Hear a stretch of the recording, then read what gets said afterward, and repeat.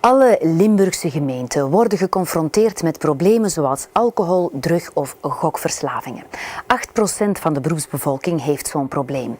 Het aantal Limburgers dat voor hulp een beroep deed op de centra voor alcohol- en drugproblemen steeg op 10 jaar tijd van 2300 naar een kleine 3200. Dat is een toename van 37%.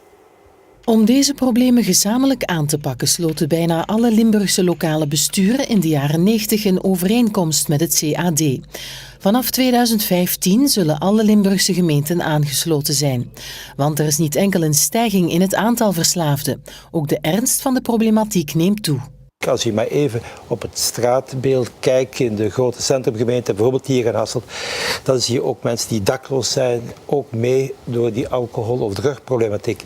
Die ernst van de gevolgen van alcohol- en drugproblematiek, die kenden we 10 jaar geleden niet. Naast de alcohol- en drugproblematiek is er een stijgend probleem van gokverslaving.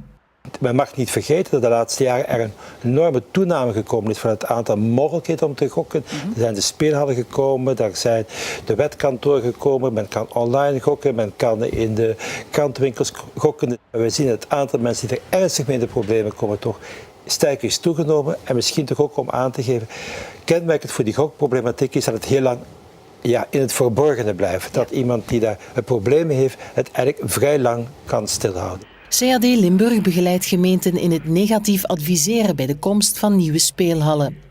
Gokverslaafden die anoniem op zoek zijn naar hulp, vinden die online op gokhulp.be.